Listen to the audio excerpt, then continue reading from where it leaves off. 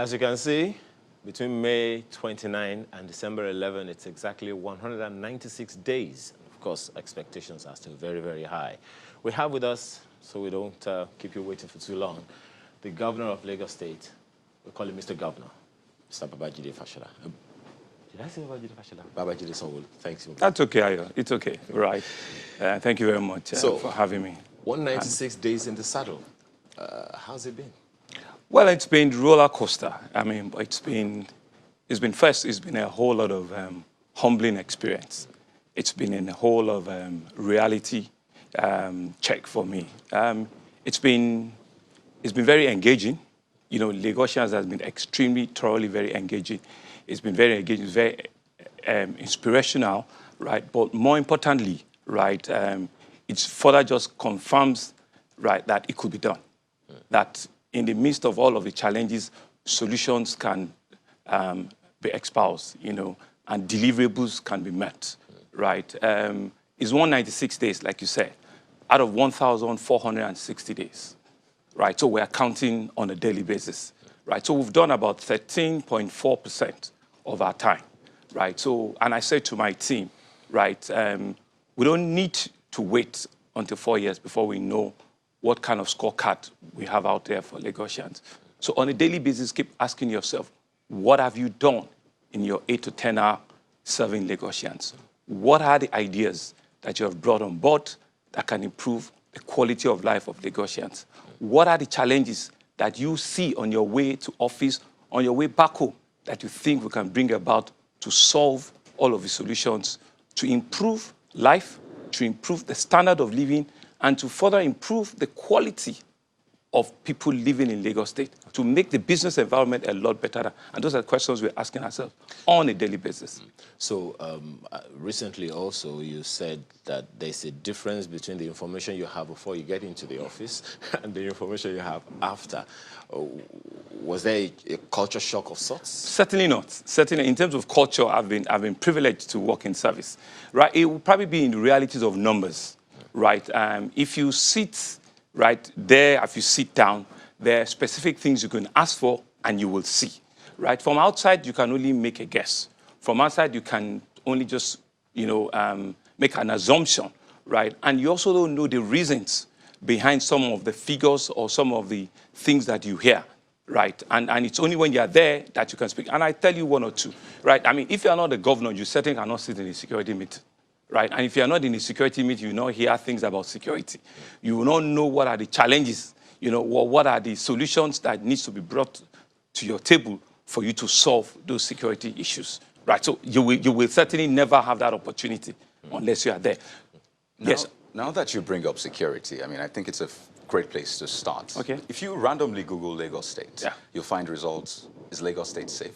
Okay. I mean, you could just do it right now. You find other results like, is Lagos a good place? I know, is Lagos a good place to live? Apparently, that's a major concern for people. And it's normal. If you want to go to a place, you want to expect that the place is safe. Now, there have been a lot of talk about security. Just a few days ago, a young lady was killed. She was mugged and then she was stabbed eventually. And she was taken to the hospital. I'm not sure you saw that story around Bagada. And this is something you find around places in Lagos. So security-wise, now that you've brought it up, how are we doing in Lagos? What we're doing, you know, first thing is at a period like this, going to end of, you know, the year, it's usually hypes a bit up. The spikes usually goes up. And we know that, you know, from trend.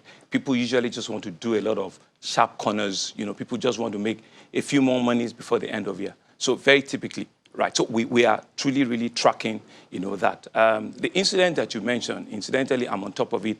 I know the lady, incidentally, he works with a company that I know, I mean, who are the people that are running the company. So very, very unfortunate, extremely unfortunate. In fact, I got to know about that same night, right, when the thing happened. And we've done, in fact, at our Art Tech exhibition conference that we had on Friday, we actually took a minute silence, you know, because she was working as a volunteer on that art technology seminar that we held last week at the Oriental Hotel. Very unfortunate, but what are we doing? What are the things that we're doing? Fine, we have a brand new commissioner of police who had actually hit the ground running, you know, from the very first day he came in. You also heard about the very unfortunate incident of an expatriate that was also, stabbed by domestic staff about 2 days ago. I was up till 2 a.m. last Saturday when the incident, I was up to 2 a.m. because we're tracking the incident, and the Commissioner of Police himself led the team, into that premises, and were able to apprehend, the two suspects. It was a massive compound. They had finished what they wanted to do. They had gone on hiding, right? And the commissioner, and I said to him, you do not leave that side until when we get, suspects. And at the end of the day, we're able to get suspects. Policing and security comes with two ways. It comes with intelligence. What kind of information do you have prior or even after? Right, because it's always an issue. You really don't know who has a criminal tendency just by looking at the face. It's never written on the forehead that somebody is carrying a gun or is carrying it. So really, it has to be that we have more men out there on the street, and we must have ability to be able to respond when there's a distress call. And so that's why you see with the security trust fund, we keep increasing the number of vehicles we have to provide for them. We keep supporting them with all of communication gadgets. We keep saying to them that whatever you need, you require, to be able to respond when the distress will come, which we don't know when it will come, you must be able to live to it. So, when you're doing the analysis, it will be a function of what is your response time, how well are you also able to track or to investigate and get perpetrators of this so that you can send a very strong signal to it. Just to also digress a little bit, one of the things that we realize that is happening everywhere in the world is that security is also going tech. You need a lot of technology, you need a lot of devices to be able to monitor it. And so whilst we're doing all of the very hard things you're seeing, we're also building it up tech. So next year, right, we're building what we'll call a new control and command center as part of our Safe City project, as part of our, mega city, security deliverables. And what will we be doing? All of the things you see in developed nations, where we're going to be installing, at the first phase of it, about 2,200, high-definition cameras all around, places in the state, where, from a control and command center, we can view, we can review, and they can also monitor and track, incidents, as they do occur. Also improve communication gadgets, right? Have them all speak around the city and the state, where people can communicate and they can, know that this is, a response, this is how we need to do it. And training, right, with the security officials that are there, and those are some of the things that will happen in the first quarter next year. Mr. Governor, still on security, now that you've talked about, the plan to deploy technology to monitor and track security threats. Well, there is a security threat that's been raised by a viewer now who just sent this in, Ola Shubomi Odunsi, who says that we should ask why government in Lagos is allowing major roads in highbrow VI, e.g. Samuel Manoa, 1004 entrance gate, and Adetokunbo Ademola to become Keke Marwa parks where the operators sleep on the roads and food and paraga vendors occupy the sidewalks. This is a concern because, just as you said, we don't know who has criminal tendencies. And if these people continue to mill around the roads and no one is there to check them, I'm positive it will definitely break your heart to see that. I mean, so these are the things, So a lot of people come into Lagos and they really don't even have a place. They do not have a means. They don't know where the next meal is going to come from. They do not know, where they're going to sleep. And that's the reality. We get this every day. Thousands of people come into the city without plan, without anything. You guys, know it, right? And we do not have any border control to also, stop or mitigate this, right? So these are some of the things that we see. So we go around. I've gotten calls from different parts of the country. I've gotten calls in which we go around 2 a.m., 3 a.m. to ask, why are you under the bridge? Why are you packed, and sleeping here? They do not have where to go to. Is there any way to mitigate this? Well, what other means of mitigation can we, except for us to say to ourselves, just need to continue to provide a means of livelihood for people. It's a huge challenge, right? Whilst the person is talking about, there's a police, there's a security van at that junction, which is called a pinpoint, right in front of the exit gate or the entry gate of 1,000. So I know where that is, right? So we go there, we smoke these people out, right? The very next day or something, they are back there again. Pardon me. Which also brings up the issue of shanties, all over the place. Just as you said, if some of these people are not able to find a place, they will just look at the next available place. Shanties, in various parts of the city, springing up everywhere. Especially, also consider the beachfronts. Well, that's probably a tourism interest for you. We'll get there. But then the concern that these beachfronts are, are appalling in their sight, and the shanties are springing up all over the place.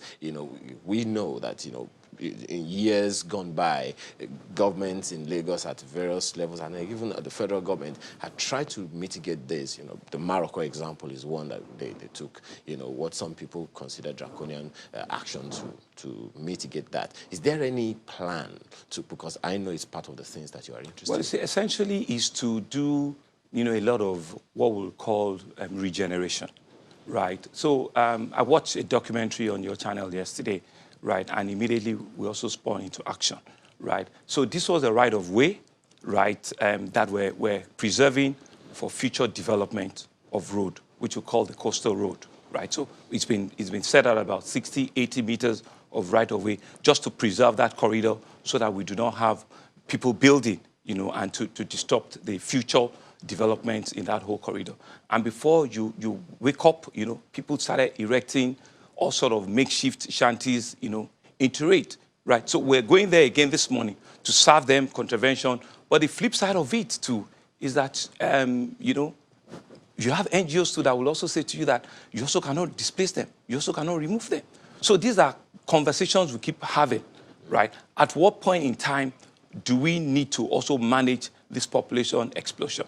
Lagos is growing at a level that is even higher than the national average. Right, and at the risk of sounding like a broken record, right, it's also because people feel and believe that they could get, a better means of livelihood down here.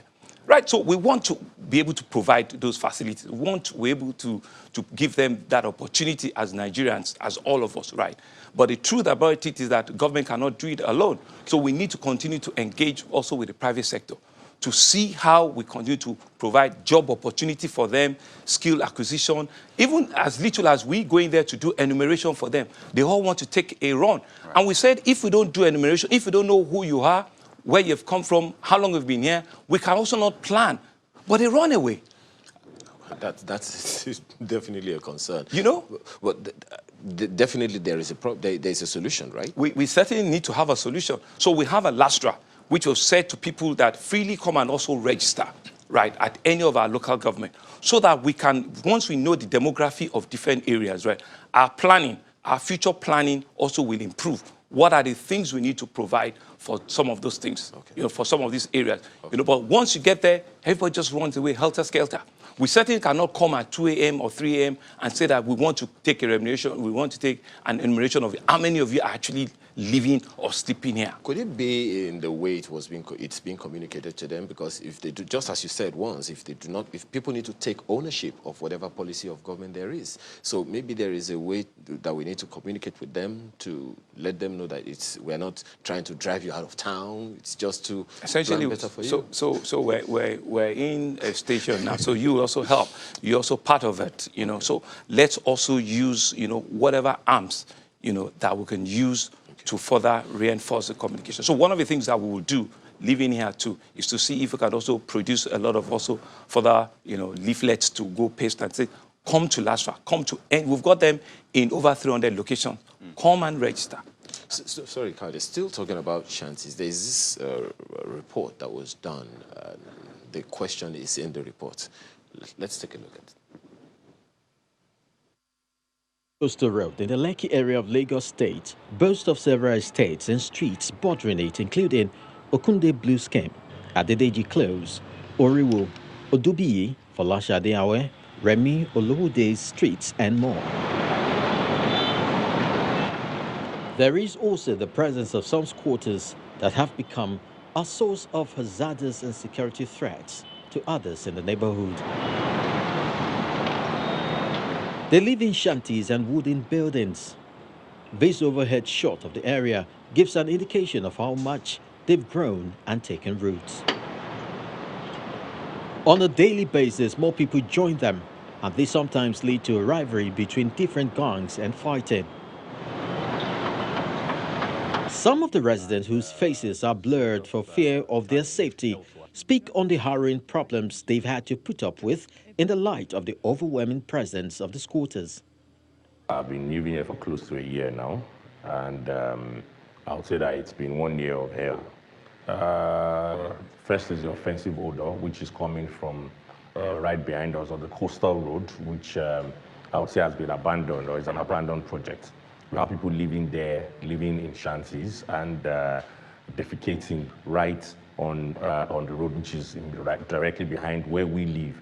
The smell, the urine, and in fact, all the rubbish and the dirt, the garbage from the whole of Lekki is being dumped here. It's now a dump site. We want, I don't know, government to do something about it. It's really, really affecting us. Our children can't play outside. We can't even enjoy the beauty of nature again. We are always indoors. We are always, because of this stench. While it may be an eyesore to watch such settlement in the Hybrid area of Lagos blossom, it will make a lot of impact if the government does not only displace them, but also find ways of resettling them. Mr. Governor. Well, that was the report that I told you about. Oh. I also watched it yesterday while it was being shown. And like you said, if you see, it's a stretch, it's a right-of-way. It's an 80 to 90-meter right-of-way which you are preserving for the coastal road. It hasn't been constructed. It will be constructed. It's part of our PPP plans to be able to raise private equity to build it. It starts right from Kuramu waters and goes straight parallel to the Atlantic Ocean. It could go as far as the Lekki Free Trade Zone. So it's a road that we're preserving, and so it's a right-of-way that we're preserving just to have future development. If you also monitor, about a week ago, I went on another one, which we call the regional road. On the regional road, it's from VGC right to the Freedom Road, right? So what has happened in that other right-of-way is also people have started building on the right-of-way, and you will see it. It's a corridor that has been preserved for development, right? And sometimes you see people that are also well-schooled, that are also well-educated, building on government right-of-way where it's been properly gazetted as a future development. The ones you've shown now, right, which is very unfortunate, right, which we have gone there yesterday, because I called into your studio yesterday when I saw it, right, and the task force is also there again, right? You said, so it's a chicken and egg thing. In your report, you said I should resettle them. To where? To where, would you put Squalor? So we're going to take them out. We're going to give a 1-week notice, which is a mandatory, but we're going to take them out. And we're going to invite you to come and see, right? Because that is a development that we need to preserve. We might not have all of the funding today, but we cannot allow to overbuild. If you don't do in your master plan, that's why you have master plan. In your master plan, you have roads that will come up as developments do happen. And that's why we preserve that. If not, proper buildings will have been there. So these are all shanties, right? And we're just going to take it out. We're just going to clean it up. Now that you bring up the master plan, I remember the last time you were here, you mentioned some pillars. You talked about traffic management, health and environment. And in that report, I'm sure you saw the heaps of refuse, which is a major concern in Lagos. And that was one of the things you actually talked about. You were actually seated here. I'm sure you remember that day. So let's talk about waste management in Lagos. I know we have dump sites. Some of them complained about these dump sites in this report. What is the plan for effective waste management in Lagos? Well, thank you very much. Lagos also, so we generate between 8,000 to 9,000 metric tons of waste every day.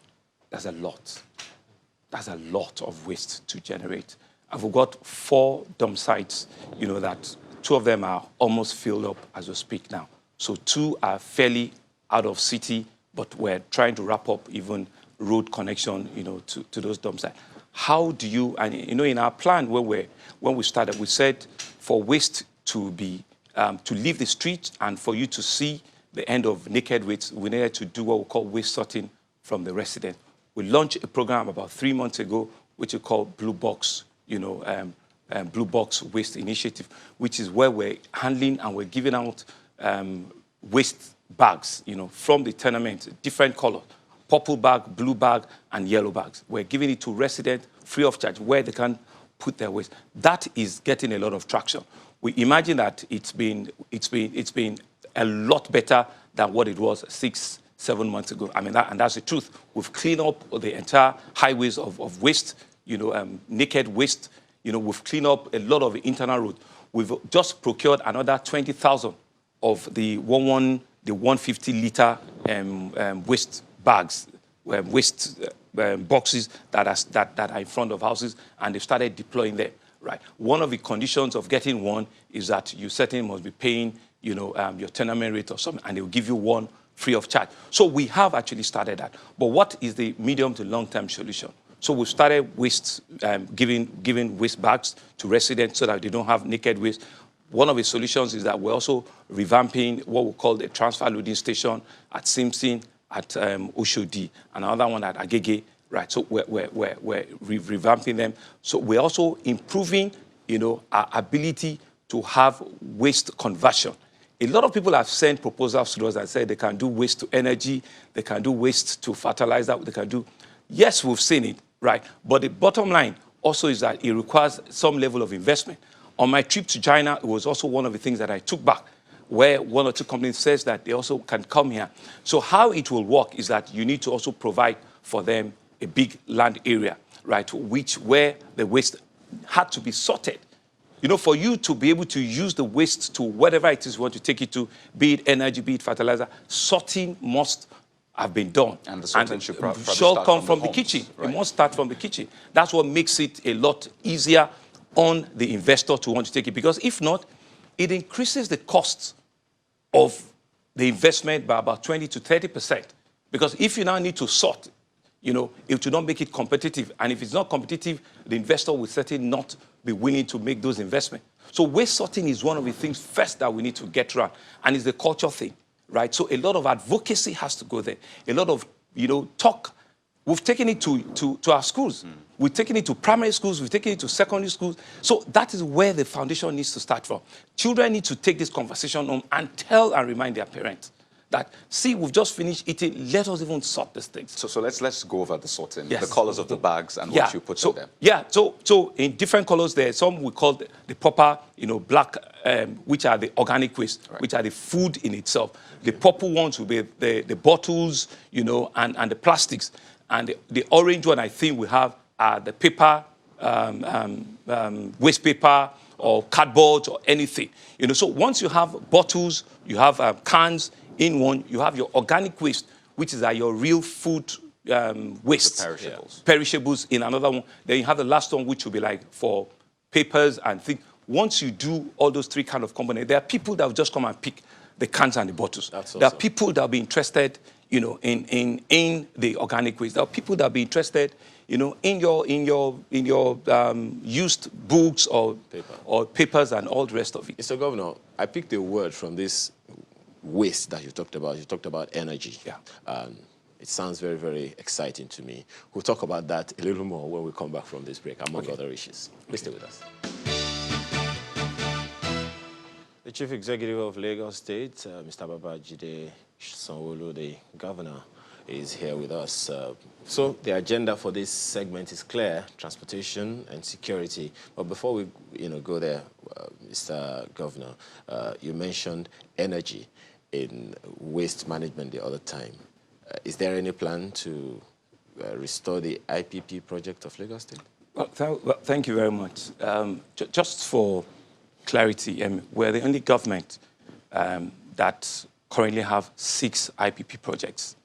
Right, so we have Alausa Power, we have Akute Power, we have Island Power, we have Mainland Power, we have Lekki Power. I can't remember the 6th one now. There's 6 IPP projects that we have, and I've been in government when we started them.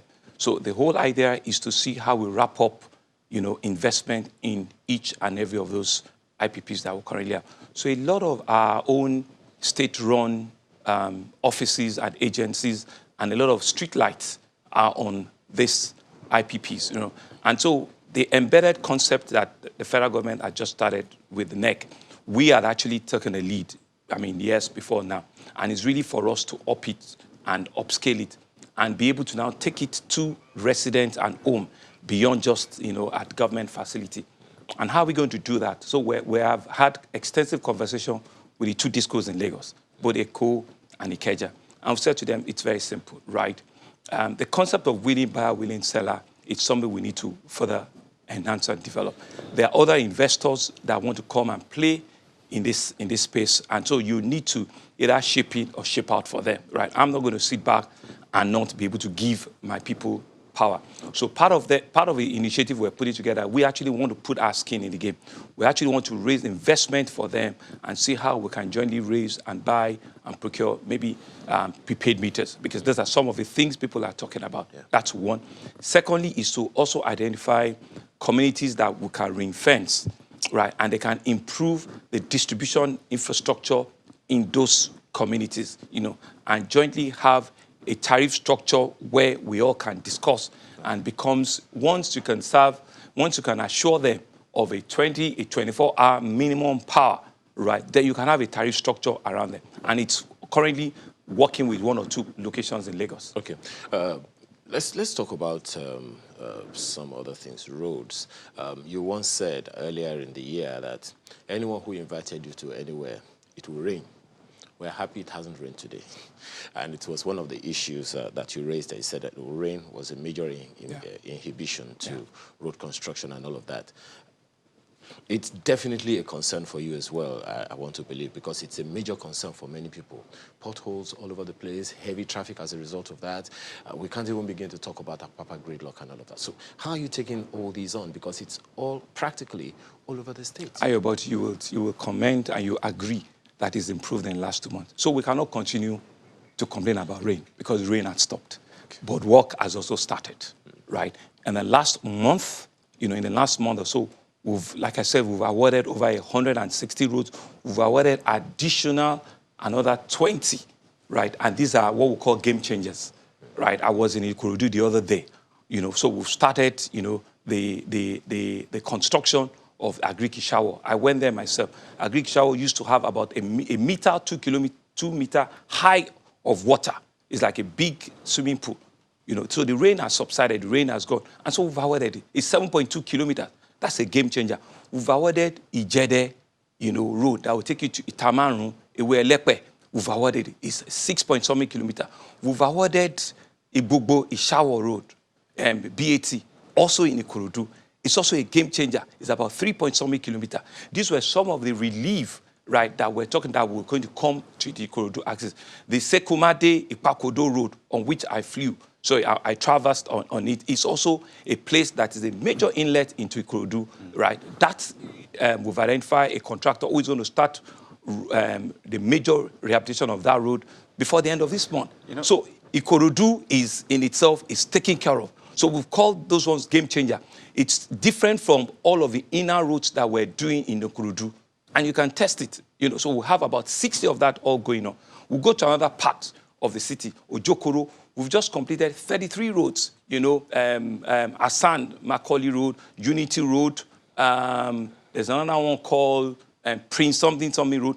33 of them. Ojokoro, Old Ota Road, connecting to AIT and connecting to Abule Egba, is a major road that has bridges and all sorts of it. People are there working as we speak. How about the Lagos-Badagry Expressway? Well, Lagos-Badagry Express Road, at the risk of telling you how much I've committed to it, it's going on. By the end of this December, they will have gotten to the trade fair and beyond. So we're moving it to Okokomaiko. So before we get to Okoko, we're moving to Iba Junction. Iba Junction is where you have Lasu. And so from there, they'll be going to Okokomaiko, right? So it's going on. They are working on it, right? And CCCC, they are fully there, fully there. So it's going on. What about plans for a 4th mainland bridge? I'm sure that has been in conversation. Are you planning for that? Okay, so if you also monitor, 2 weeks ago, we advertised 4th mainland bridge. We put it on the advert. You know what has happened with 4th mainland bridge? 2 things, right? What's my budget? My total budget for next year is about 3 billion, and that's the biggest in the country, right? 4th mainland bridge, from the design we've seen, is a 37-kilometer road. It's not just 4th mainland bridge. We want to make it a ring road that will take the back of Ikorodu, come out at Agric-Ishawo, and now further take you to Lagos-Badagry Express. So just behind your premises here. That's the whole plan, and it's 37 kilometers. So what have we done? We cannot handle it alone. Let's use private equity. So we've advertised. We've advertised 2 weeks ago, and we're doing internationally. to say that we have the alignment, we have the right-of-way for the Fourth Mainland Bridge, we have all of the biometric study that we have done. Let everybody worldwide, let everybody come and play in it. In our head, we believe it's about $1 billion. I mean, it's give or take. I'm just throwing a number, right? So it's there. Dollars or naira? Oh, it has to be. It has to be. So the Fourth Mainland Bridge, by the grace of God, we should be able to close up on the commercials by the middle of next year. Okay. That's why it's been advertised. So the advert is closing. The expression of interest is actually ending, I think it's next week. Okay. We've given a 4 weeks deadline. It was on 5 newspapers, local and international newspapers. So, and we've gotten a lot of people making inquiries, asking questions. A lot of people are interested. So we do not want to do Fourth Mainland Bridge at the table or just people that we know. We want the best quality, at the cheapest cost and at the closest time frame for Lagosians, because it's required. But on the back of Fourth Mainland Bridge is one of the roads that I call the regional road. The regional road is supposed to relieve the Lekki Express road. So that was why I went on a tour, identify the right-of-way for the regional road. The regional road is also a road that we want to build on the PPP, right, and be able to make it ready so that when you move traffic on the Lagos Express road, you have a regional road that will reduce that traffic so that you are not just transferring movement from one part of the city to another part. And like I said, like I did observe, right, people that are on that right-of-way is also another opportunity for them to go and do the needful. Okay. Just go and remove your structure on it before I come and remove the structure. All right. Well, Maokwe is in Abuja and she has a question for you. Oh.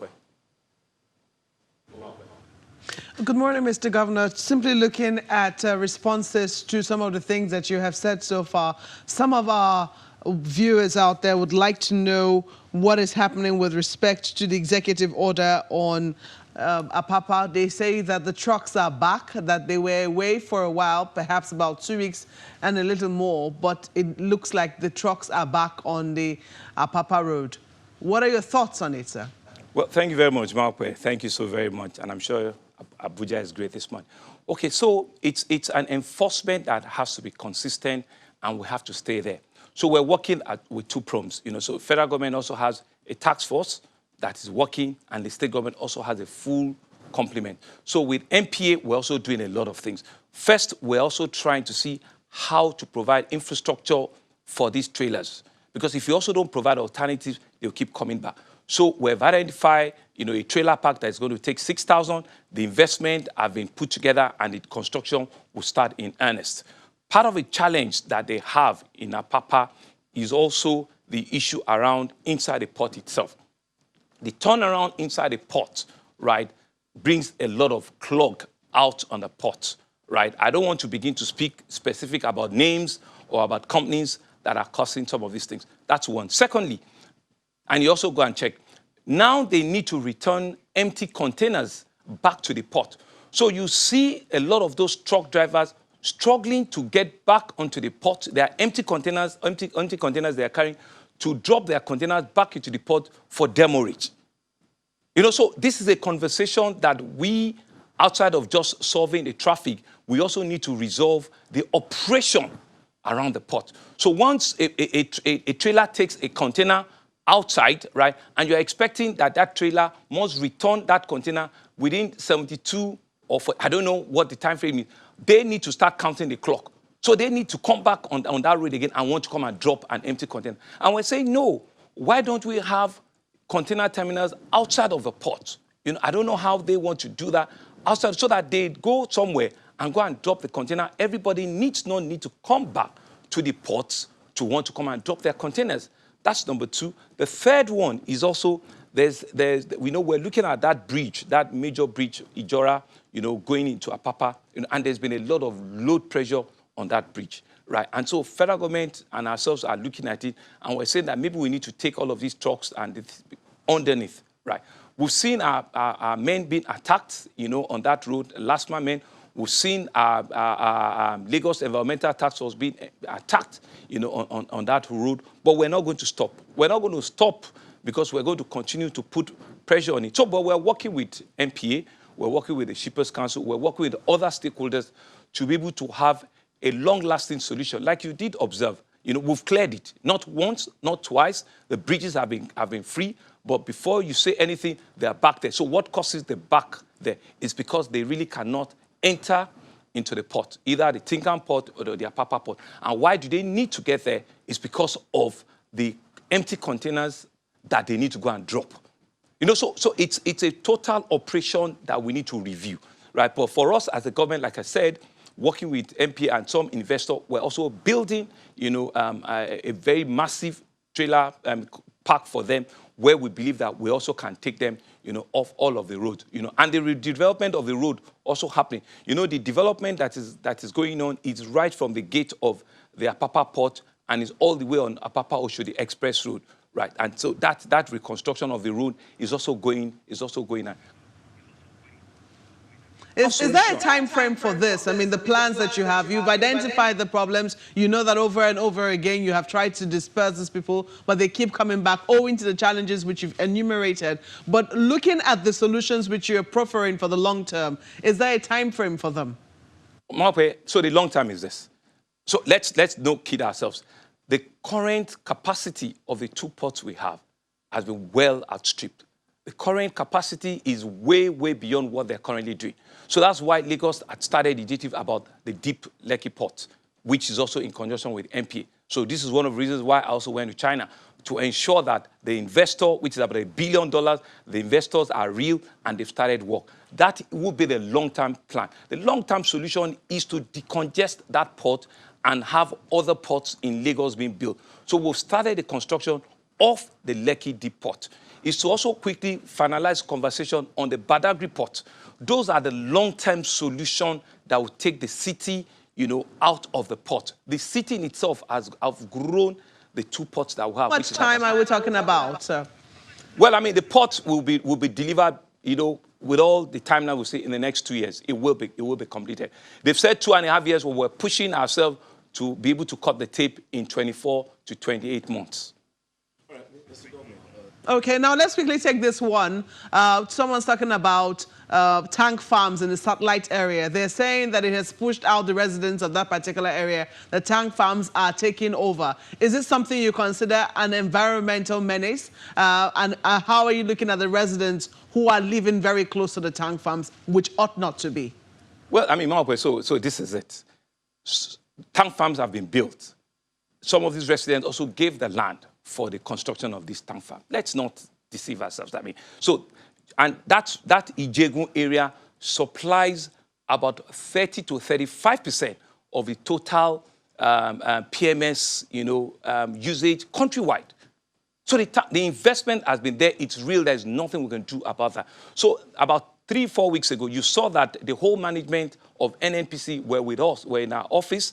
The whole Tank Farm Association, we were together, and we've designed a new road. We've designed the Ijegun-Egba road, which is supposed to be a concrete road, right? So what we're meant to do is to concretize that road and stabilize it. It's going to be a dual carriage road, right? And you'll be able to take out, you know, it is a critical resource for the country already. The investment that are there is massive. You know, so I'm not going to sit down and say to you that the tank farms are going to disappear. No. They supply, that inlet supplies about 35% of the total national requirement. So one of the things we need to do is to ensure that policing is enforced. And we are stabilizing the roads now. We're stabilizing the road, but we're also working with, like I said, the tank farm owners, with NNPC, and we're going to redevelop the entire road infrastructure in that whole corridor. We can't do it alone, right? There's investment that we cannot do it alone, and that's the truth. But we'll sat down together. You know, we've all agreed amongst ourselves that all of this needs to happen and needs to happen so very quick. So we've done the design. It's really just for us to sign up, but we're doing palliatives on all of those roads now, and we are the ones doing those palliatives, you know, just so that we don't stop the critical supply of petroleum products, you know, right around the Federation, which is currently happening. You know, now we don't want anything to disturb them, right? And we'll have all our security agencies monitoring the activity that is going on there. So it's the chicken and egg thing, and we're solving all of the solutions, but it will not be solved overnight.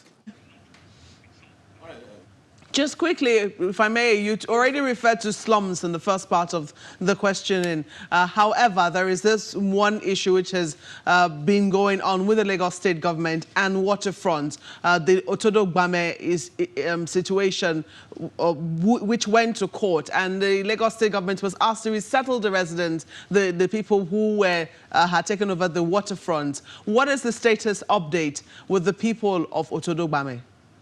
That's a very specific question, right? I cannot sit down here and tell you what the court have said or what the court has not said, right? But I'm aware of the case. You know, it's on around the Freedom Road in Lekki, right? I'm aware that the families that were involved, right? There's a settlement with the Legushi family, and all of that is going on. But as into the specifics, as into what the court's position is, you know, I really would not be able to answer that, you know, on a very specific automobile. But I'm aware of it. I know, and like I said, it was a dispute between another family, which is where the Legushi, you know, royal family is, and the Ijo Otodo Gbame families are. And so the court, I mean, but we as a state government are willing to help them resolve it, right? And it's a development that I think even between the two of them, they're talking to each other. But I don't know what the current position is, you know, as we speak or as we sit down here this morning. All right, Mr. Governor, we are totally out of time. It would be lovely to take you on the economy of Lagos, the private sector, taxation. Well, maybe I could just quickly ask that one. The businesses are complaining about multiple taxation in Lagos. How are you taking that on board? Ayo, it's not true. Which businesses? Which tax am I? If you ask LCCI, if you ask Manufacturers Association of Nigeria, they're going to tell you they are the best team of people we're working with. It's not true. A lot of the taxes are collected at the national level. We don't collect any tax. The only tax they give us is the PAYE. What other tax? If you are doing construction and you need to do normal tax for the construction we are doing, you will pay it's not tax, it will be maybe planning approvals or something that you need to pay for. If you want to do CFO and you have fees to pay for your CFO, you will pay it. We do not have any form. By the way, you know, tax is a legal thing and it's a constitutional thing. So no government can just wake up and say that, you know, we have a viable and a thriving judiciary system. They will take you to court and you don't have any point. So don't let's even, we're going to have to take this. And part of the things, you know, that we are also trying to do, I actually thought that you were also going to talk about the small startups. In the small startups is for us to see how we encourage the small startups. And that is one of my passion, is the small businesses. And we've said to them that we will work with them. You know, all of the interventions we're doing, Mr. Governor, with the Employment Trust Fund and all of it, no tax at all. Mr. Governor. Yes, ma'am. You're going to have to promise that you're going to come back. Well, so that we can take on the micro, small, and medium enterprises, the youth population, the technology, the smart city that you are very passionate about. But on a parting note, the succession system in Lagos is quite, you know, envied by, you know, many people, and that's why the development progression has been on, you know, quite well. But then, what's your relationship with your predecessors, especially the governor of Lagos, the former governor of Lagos State, Asiwaju Tinubu, and, you know, what's the plan? Because the last governor didn't quite have a rosy relationship before he parted ways. You know, that's your view, I'm sure. I mean, relationships are things that you continue to... You didn't look like that in the media. Well, I mean, yeah. Well, I mean, you know, relationships are things that you develop and you evolve, you know, over time, and you continue to nurture, right, in and out of government, right? So I think I have a perfect working relationship with all of my predecessors. I hold each and every one of them at the highest level. You know, I have tremendous respect for each and every one of them. They are people that have laid the foundation for what I'm sitting on today. And, you know, we just lost, you know, an elder statesman who started the foundation of Lagos, late General Mobalaji Johnson. And you can see the state government gave him, you know, a befitting, you know, burial. But in all of it, everybody that has passed through Lagos, I tend to have a fairly, you know, decent relationship for them. And I respect each and every one of them. That's one passion that you have, you know, especially for youth and technology. We'll close with that when we come back from this break. Okay. Please stay with us. Our concluding moments, and definitely we don't have enough time, but there's a quick question that... definitely. I mean, if you look on social media, people have been talking about the NURTW, Agberos, and I'd like you to respond to that. A lot of people say on the roads they're being harassed on a daily basis. In fact, a user said they have literally taken over, the garages and all that. So what are you doing about it? Well, okay, so let's put it in context, right? NURTW, I met them. It's a labor union that has a national coverage. In fact, the national president of NURTW is a northerner, right? So, like you said, it's Nigerian Union of, it's a labor union. So it is a registered union organization. What about the Agbero component? Are No, they registered? well, no. So it will now be the subset of it. So how are they managing their people, right? Agbero is like when you say Okada, and people use different names, to express them. Agbero in itself, if you understand the literary translation, of Nigeria, are conductors. You understand? So, but that is not to take away the point of what you're trying to achieve or what you're trying to ask me. What you're trying to ask me, what is state government doing to be able to regulate them? So like any other union, right, they are under our ambit to regulate them, right? And even in their leadership, we call them and we say to them that if you don't leave or comport yourself or are under the law that sets you up, you also can be proscribed, right? Security is critical for us. Safety is critical for us. Law and order is critical for us, right? But because their numbers are huge, that's why you see a whole lot of them. And we say to them, brand yourself. Let people know who exactly you are, right? So it's not something that I'm going to sit and say to you that they do not exist. Like I said, it's a trade union. Okay. On a final note, yes, we recently heard that the states will not repeal the Pensions Act, and that has been making the news. So on one hand, what is your stance concerning, state governors, ex-governors getting pensioned? And do you think the state can afford it? From what we have seen in the news, it seems huge. Well, I mean, it would be, imagine I'm adjudicating on my own case, right? That would be very presumptuous of me, right? Because in and out, either I'm a beneficiary or not a beneficiary, and I think it's unfair for me to take a position on that.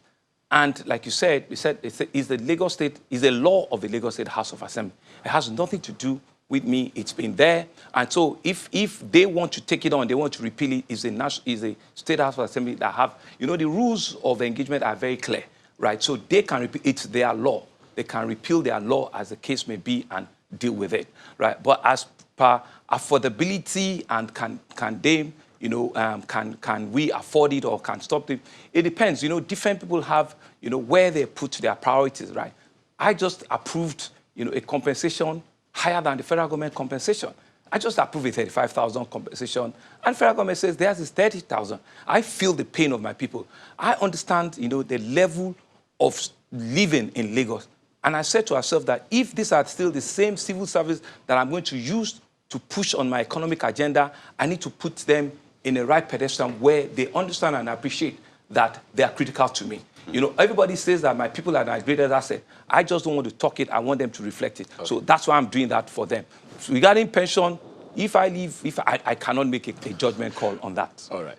Well, Mr. Babajide Sanwo-Olu, Governor of Lagos State, thank you so much for your time in all of your busy schedule. Thank you. And that's Sunrise Daily today.